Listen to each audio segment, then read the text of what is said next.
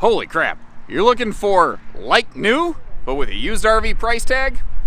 6,350 pound Cougar 28RBS Super Slide Bunkhouse with bath entry door coming in down here at Advantage One RV. And folks, used does not come much newer than that. It's got a couple years on it, but it has been since 2012 stored in a barn when not in use. The folks only used it once every other year for basically a single trip, and that's why they said, you know, we're just not camping enough, and the kids are getting a little bit older, so we're just gonna let this thing go for now. Then once we get a chance, we can get back into it. We're gonna come see you folks for a fifth wheel so we can do some real traveling. It is all but new. You can see they added a slide-out awning. There's no like blemishes or dings or defects that I've been able to detect. Even their hitching is included with this. I mean, finding stuff like this in today's market right now, this is rare. It'll be like new, save you a whole truckload compared to the brand new market.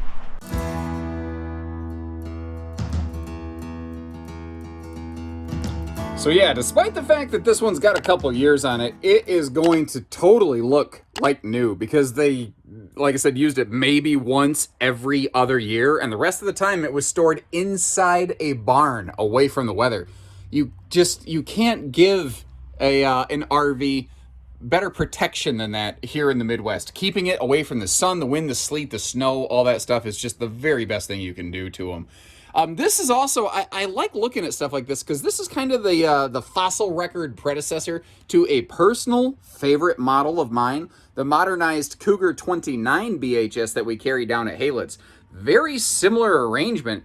If you compare that, I'll leave a link in the video description. You'll see a couple different tweaks there, but overall, very similar. You see all the windows there in the slide out, those double bunks in the corner. The folks threw a couple little, foam pads up here to just kind of soften the blow a little bit to make those a little bit more comfortable. You see the ladder, so you don't got to throw the kids or whoever into the upper bunk right here. That U-dinette has a free floating table, so it can fold down into a sleeper. The hide-a-bed can fold into a sleeper. It's a airbed style. The owner pointed out the mattress to me and said, yeah, you see that? That's never been used, which I think is actually true of a lot of things in this RV. And this is some classic Keystone kitchen storage, and it's a little bit uncommon at first glance, but when you really look at the RV, the way the whole countertop is set up, this allows them to really maximize and use every square inch of the space here. Like a couple big drawers instead of a few small drawers, although you do still have a very conveniently located like silverware drawer. But you see those white clips below that? That is set up if you do want to get one of those bracket on countertop extensions, you're capable of doing that. I don't think the oven was ever used. The stove was barely used. Big space here for a wastebasket or, again, bigger, bulkier stuff if you're so inclined. The sink, the countertops, all the stuff looks essentially factory fresh. And you don't see a lot of this anymore, these kind of almost peninsula-style upper cabinets right here, giving you just a bigger compartment, but I like how it actually passes through. Now, the refrigerator, I had a chance to pop open so you can see it's not full of mold. Sometimes when people don't use the RV, they don't remember that you got to kind of like do something to just allow a little bit of ventilation there so it doesn't turn into a penicillin petri dish. And thankfully, even though the folks didn't use the RV much, they did seem to know how to take care of it. Now over here, this is where you're going to have your dedicated dresser space, and something that is hard to find in a lot of bunk models like this size is some good dedicated hanging storage back here in the bunk area, or you could obviously throw some shelving into that and convert that into more kind of dresser space. Depends on if you like folding clothes or hanging clothes or whatever you need to use it for. And this is also a dual entry bed and bath model. This was on kind of the earlier cusp of when that started to become a more popular feature. And if you've never had a camper, you don't realize you start trekking in inside and outside the RV all day. The kids are outside, they got their dirty shoes. You track a lot of dirt in the RV. Having that direct entry door right there is something that cuts down on that usage and the foot traffic a great deal. Now, working our way around here, this has a good extended season package, by the way. She's got floor ducted heating, which is a little bit more effective system to begin with, but it does have an enclosed and heated belly. Now, this is also made before there was a huge focus on direct-facing entertainment. This is a little bit more of a camper than a liver, if that makes sense. But on a rainy day, if you have to, that TV can pivot around a little bit, not to mention the fact that it can actually also twist around to the bedroom, which I think is actually how I would leave it most of the time. Yeah, if I'm family bunk camping, we don't spend a lot of time in the RV watching TV. Now, everyone's different, and I'm not judging anybody. I'm not saying this is the only way to camp. I'm just saying that's what we tend to do. But at the end of the night, my wife and I, after we put our kid to sleep, we always like to just kind of hang out for a half hour, 15 minutes, 1 hour, whatever, before we fall asleep from pure exhaustion, and just in the quiet, the two of us just reconnecting a little bit, you know. We absolutely live for our daughter, but we have to make a little bit of time for one another, and sometimes that's tricky during the day and it's easier in the evening. So having the bedroom TV arrangement works pretty nicely for me. Check out this big, deep headboard too. That is awesome. You can put some, you put your CPAP machine right up by your head. You can have it plugged in right beside the bed. You can put your CPAP machine over here. Phone chargers. I'd have a little maybe wireless touch or charge pad down there.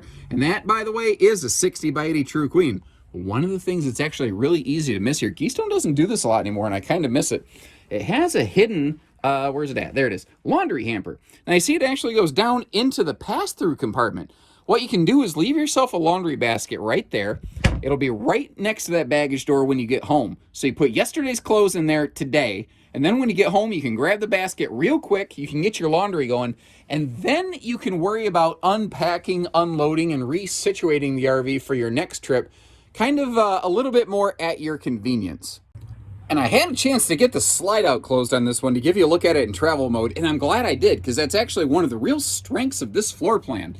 The way that everything is positioned, you can snake your way through here, and I'm trying to go slow and not make you motion sick, by the way.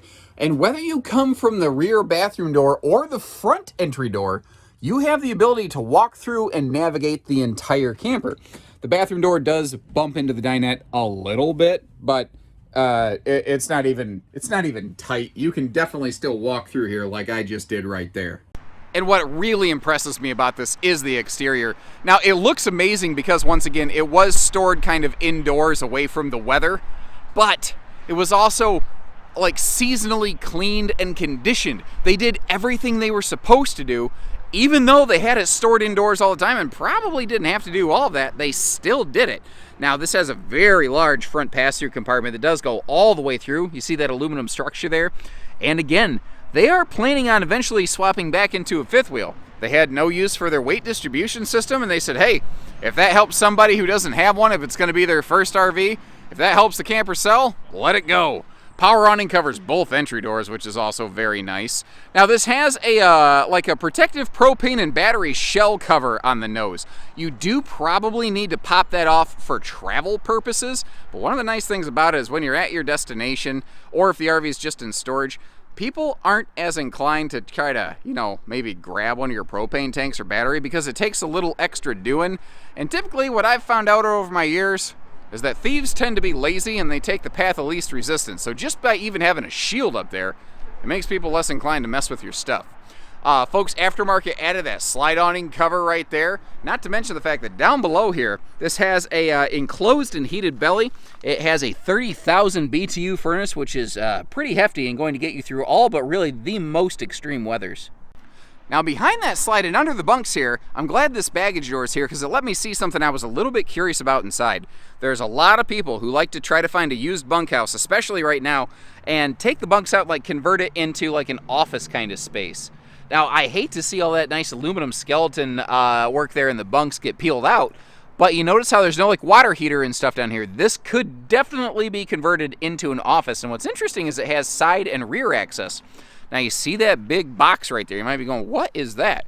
As we work our way back over here to the bumper, you see that big black thing on the right-hand side? That is a grill mount for the brand new, never used grill still in that box. And you can see the gleam coming off that fiberglass right there. The roof seams, the seals, everything. Everything looks good on this. Whatever stuff, every stuff looks good. Now, once again, it does have that direct entry bathroom door, which, if you've never had an RV, it looks and it feels weird. I'm telling you though, this is such a handy feature for a family. Because when you can eliminate the ability for everybody to go trekking through the entire camper, you cut down on the dirt traffic through the RV so much. It is so handy. You see that porcelain stool there. And again, good if you're a little thicker, you're a little fluffier, the leg and the hip room, you have plenty of that around there. And don't forget, if you're worried about somebody walking in on you from outside or flashing the neighbors, that does deadbolt just like the main entry door. Now, since it was stored inside, the tires are fantastic, and something I wanted to show you, this is actually something even the new Cougars don't do. A lot of RVs stopped doing this, and I wish more trailers would do it, and that is that MORryde compression suspension system right there, the CRE 3000. That stands for Compression Rubber Equalization with a 3-inch wheel travel. That's the same kind of suspension you find on a lot of fifth wheels. You're getting here on a 6,350 pound, 6,400 pound travel trailer. This will ride and handle very nicely. So what do you think, folks?